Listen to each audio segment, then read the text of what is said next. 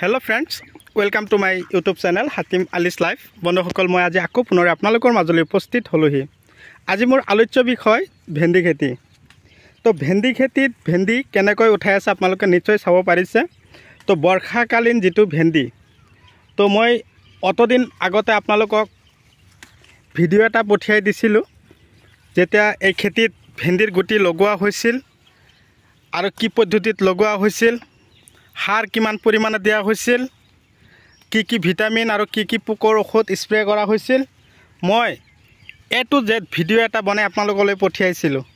তো আজি আকৌ পুনৰাই বেক হৈ আকৌ এটো খেতিতে আহিছো। তো সিদিনাখন দাদা দুজনে ফোন মাৰিছিল, দাদা নতুনকৈ যে ভেন্দি খেতিৰ ভিডিও এটা দিলে সেই খেতিত এতিয়া বৰ্তমান খেতিৰ অৱস্থা কেনে আছে আৰু সেই খেতিৰ ভিডিও লাগে বুলি মোক কমেন্ট কৰিলে। মই সেই কাৰণে আজি আপোনালোকলৈ সেই খেতিৰে ভিডিও এটা বনাই আপোনালোকলৈ পঠিয়াই দিলো। তো কথা হ'ল আপোনালোকে ভিডিও স্কিপ নকৰাকৈ আৰম্ভণিৰ পৰা শেষলৈকে নিশ্চয় চালে নিশ্চয় গম পাব যে আজিৰ এই ভেন্দি খেতিৰ বিষয়ে মই কি কথা আপোনালোকৰ লগত শ্বেয়াৰ কৰি আছো। তো ভেন্দি উঠাই আছে কোনো কথা নাই। তো কথা হ'ল কি এই ভেন্দি গছত আজি মই ইনসেক্টিসাইড তাৰমানে ভেকুৰ আৰু গছত থকা যেটো ফাঙ্গিসাইড এই দুটাৰ বিষয়ে মই অকমান আলোচনা কৰিম। এই ভেন্দি খেতি তাৰমানে কি হয় ভেন্দিবিলাক গছত লাগি থাকে আৰু এই সৰু সৰু ভেন্দিত হঠাতে পচলা লাগি যায় আৰু এই বগামাছিবিলাক চাইছেনে এনেকুৱা ধৰণৰ বগামাছিবিলাক ভেন্দি গছৰ পাতবিলাকত আৰামত বহি থাকে আৰু পাতবিলাক একদম পুৰা দমে ফুলাই দিয়ে। যেতিয়া ফুলি যায় তেতিয়া ভেন্দি গছৰ যেটো চেহাৰা অটোমেটিক্যালি কমি যায় আৰু ভেন্দিৰ যেটো প্ৰডাকশন লাহে লাহে কমি যায়। তো মই আজিৰ এই ভিডিওটোত আপোনালোকক কম যে কি ধৰণৰ এই খেতিত আপোনালোকে পোকৰ ঔষধ বা ইনসেক্টিসাইড স্প্ৰে কৰিব আৰু ফাঙ্গিসাইডৰ কাৰণে আপোনালোকে কি দিব। তাৰমানে সৰু থাকোতে ভেন্দিবিলাক তাৰমানে গুৰিৰ পৰা পচি আহে। তো মই আপোনালোকক দেখুৱাই দিছো, এইটো এটা আপোনালোকক দেখুৱাইছো কিমান পোক চাইছে খেতিত। এইটো এটা ফাঙ্গিসাইড হয় আৰু এই চাওক ভেন্দি পচি আছে, সৰু সৰু ভেন্দিবিলাক লাহে লাহে পচি আছে। তো মই ফাৰ্স্ট টাইম আপোনালোকক কি কম ইনসেক্টিসাইড মানে হ'ল পোকে তাৰমানে নানান ধৰণৰ ডিস্টাৰ্ব কৰে। কিছুমান ইনসেক্টিসাইড আছে এইবিলাক কেৱল ধৰক উৰণীয়া পোকবিলাক গুচি যায়, কিন্তু এই যেটো বগামাছি বুলি কওঁ সেই বগামাছিবিলাক উৰি নাযায় বা মৰিও নাযায়। তাৰ কাৰণে আপোনালোকে কি কৰিব লাগিব গ্ৰাছিয়া পৰাপক্ষত গ্ৰাছিয়া স্প্ৰে কৰিব। চাইছে পাতৰ কেচুৰি কেনেকুৱা হৈছে জলকীয়া গছৰ নিচিনা পাতবিলাক একদম পুৰা দমে কেচুৰি মাৰি দিছে। তো তাৰ কাৰণে আপোনালোকে গ্ৰাছিয়া স্প্ৰে কৰি দিব আৰু হষ্টকিং বা বাচ্চা বা ৰিলিক এই দুটা বা তিনিটা ঔষধৰ পৰা এটা আপোনালোকে ইয়াৰ লগত মিক্স আপ দিব। দিয়াৰ পিছত আপোনালোকে ধুনীয়াকৈ টেংকিত ঔষধখিনি ভৰাই পাৰ টেংকিত আপোনালোকে 10 ml কে ঔষধ দিব, যেটো গ্ৰাছিয়া ঔষধৰ নামটো ক'লো। এইটো দিয়াৰ পিছত আপোনালোকে চাব গছৰ পাতবিলাক পুৰা তেলতেলীয়া হ'ব আৰু যেটো গছৰ চেহাৰা গ্ৰোথ আগত যেনেকুৱা আছিল সেম সেই ধৰণেই হ'ব।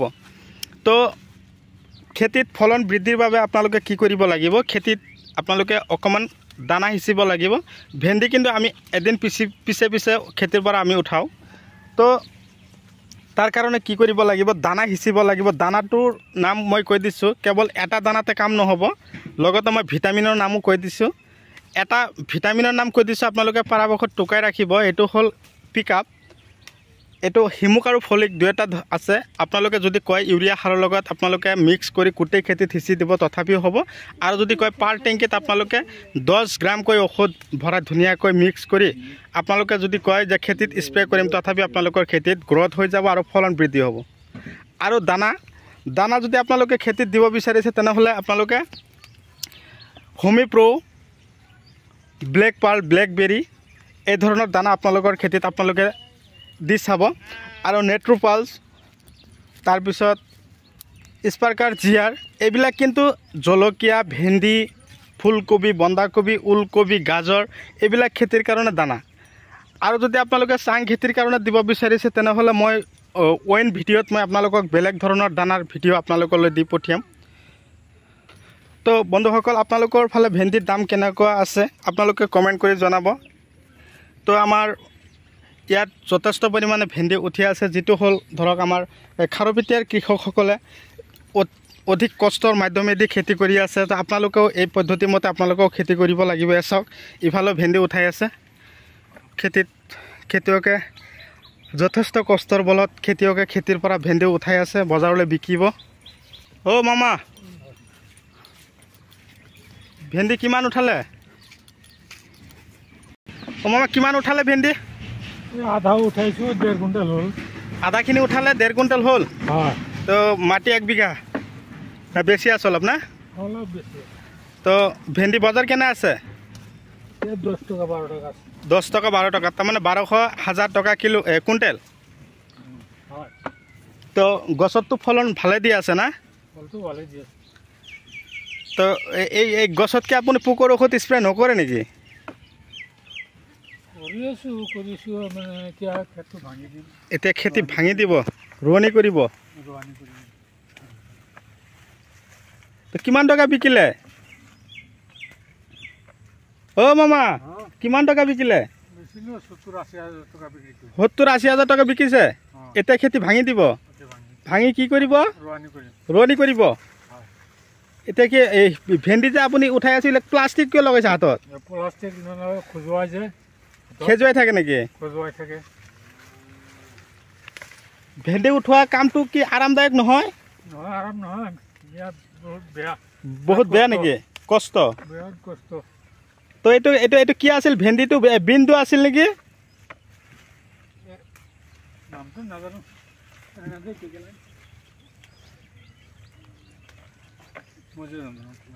কিমান দিন হ'ল লগোৱা? কিমান দিন হ'ল? হ'লতো 2 মাহমান হ'ল। 2 মাহ পাৰ হৈ গ'ল না? তো বন্ধুসকল নিশ্চয় চাব পাৰিলে খেতিয়কে খেতিৰ পৰা একদম কষ্টৰ মাজেদি ভেন্দি উঠাই আছে। তো মই যিকেইটা ঔষধ, যিকেইটা দানা আৰু যিটো ভিটামিনৰ কথা কৈছোঁ, ভিটামিন যদি পাৰে আপোনালোকে ৰজোটা বা চাই পাৱাৰ প্লাছ, পিকআপ এনেকুৱা ধৰণৰ উন্নত জাতৰ ভিটামিনবিলাক আপোনালোকৰ খেতিত দিব। তো আপোনালোকে যথেষ্ট পৰিমাণে ফলন আশা কৰিব পাৰিব।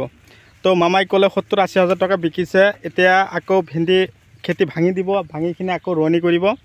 তো ইফালে চাওক বৰষুণ বতৰ আহিছে, এতিয়া বৰষুণ মাৰি আছে, এতিয়া ৰোৱনী কৰি দিব। তো এটাৰ পিছত আৰু এটা খেতি কৰিবৰ কাৰণে প্ৰস্তুতি চলাই আছে। তো আৰু যিদিনাখন ভেন্দি উঠাব সেইদিনাখন আপোনালোকে DAP, ইউৰিয়া আৰু অলপ চলপ দানা আপোনালোকে মিক্স কৰি আপোনালোকৰ খেতিত সিঁচিব। তো গছৰ গ্ৰথ ঠিকে থাকিব, গছৰ ফলনবিলাকো ডাঙৰ হৈ যাব আৰু সোনকালে উঠাই কিনে আপোনালোকে বিকিব পাৰিব। কেইদিন পিছে পিছে উঠায়? সাৰ ঔষধ বেছি দিলে ডেইলি উঠাব লাগিব। সাৰ আৰু ঔষধ দানা চানা বেছি দিলে ডেইলি উঠাব পাৰি? ডেইলি উঠাব পাৰিব। অঁ, আজি পুৱাই উঠাব, কালি পুৱাই উঠাব লাগিব। ডেইলি পইচা আহিলে ভাল লাগে না? নহ'লে ডাঙৰ হৈ যাব। ভাল লাগে নাই? ভাল লাগে। অঁ, তো বন্ধুসকল নিশ্চয় চাব পাৰিলে মামাই ক'লে পইচা ডেইলি পায় হাতত, ভাল লাগে বুলি ক'লে। তো এনেকুৱা ধৰণৰ খেতি আপোনালোকেও কৰক, সফল হওক। তাৰে কামনালৈ আজিৰ ভিডিঅ' মই এইখিনিত অন্ত পেলাইছোঁ। পৰৱৰ্তী ভিডিঅ'ত মই আপোনালোকক পুনৰাই লগ পাম। ধন্যবাদ।